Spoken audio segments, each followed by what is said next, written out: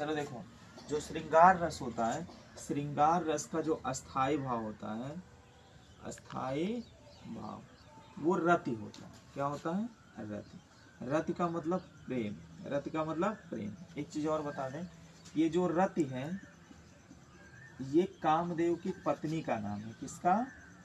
जो कामदेव होता है, कामदेव की पत्नी का जो नाम है वो रति है। क्या नाम है जी? रति। ठीक है। अब देखिए, ये श्रृंगार रस होता क्या है, ध्यान रखना। इसमें ये होता है कि नायक और नायिका, जब नायक नायिका का मिलन होता है तो वहां पर क्या होता है? श्रृंगार रस होता है। जब नायक नायिका का मिलन होता है वहां पे क्या होता है? श्रृंगार रस होता है। वैसे तो श्रृंगार रस दो प्रकार के होते हैं, ध्यान रखना। श्रृंगार रस अगर देखा जाए तो ये दो प्रकार के होते हैं। एक तो होते हैं संयोग और एक तो होते हैं वियोग। एक होते हैं संयोग श्रृंगार रस, दूसरा होता है वियोग श्रृंगार रस। जो संयोग होता है, जब नायक नायिका का मिलन होता है तो वहां पर संयोग होते हैं। और वियोग का मतलब ये होता है जब नायक नायिका का बिछड़ाव होता है, अलगाव होता है, जब एक दूसरे से दूर चले जाते हैं लेकिन मिलने की संभावना रहती है।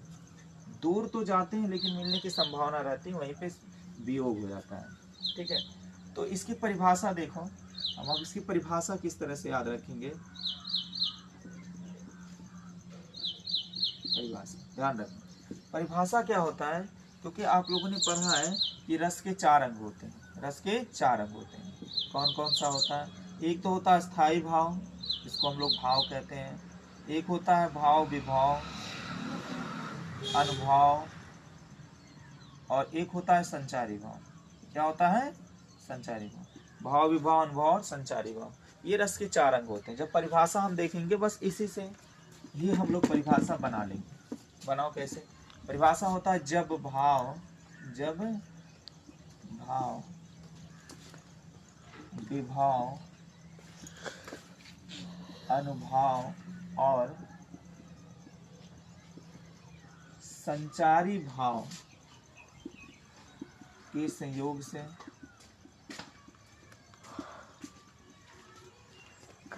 रति नामक अस्थायी भाव उत्पन्न होते हैं, तो वहां पर श्रृंगार रस